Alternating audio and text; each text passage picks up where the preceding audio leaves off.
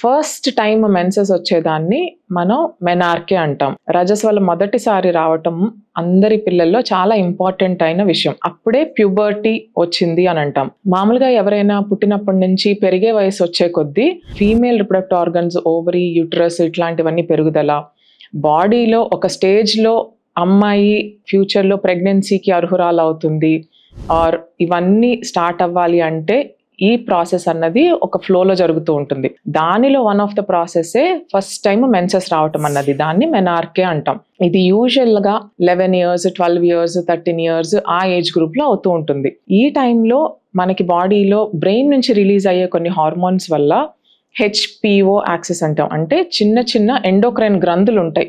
దాని నుంచి కొంచెం హార్మోన్స్ రిలీజ్ అయ్యి అది మన ఫీమేల్ రిప్రొడక్టివ్ ఆర్గన్స్ డెవలప్మెంట్ పెరగటానికి యాక్ట్ చేసి క్రమం ప్రకారం పెరుగుతూ ఉంటుంది. ఈ గ్రంథుల్లో కానీ ఏదైనా లోపం రావటం వల్ల ఆర్ కరెక్ట్ టైంలో మనకి హార్మోన్స్ రిలీజ్ అవ్వకపోవటం వల్ల మనకి వీటిల్లో చేంజెస్ జరిగే అవకాశం ఉంటుంది. అలానే ఒకవేళ ఈ గ్రంథులు కనుక ఎక్కువగా పనిచేస్తే, ఈ హార్మోన్స్ కనుక మనకు ముందు నుంచి రిలీజ్ అవ్వటం మొదలు పెడితే ఈ రజస్వల అనేది ఎర్లీగా వచ్చే ఛాన్సెస్ ఉంటాయి. ఈ రజస్వల ఒకవేళ 10 years లోపల ఆర్ 8 years వరకు వస్తే దానికి కనుక కారణాలు ఏంటి, దానికి ఎందుకు ఇలా జరుగుతోంది అని మనం పూర్తిగా ఇవాల్యుయేట్ చేసి ఈ డిలే చేయడానికి మనం ఏమేమి ప్రికాషన్స్ తీసుకోవచ్చు అన్నది చెప్పటం జరుగుతుంది.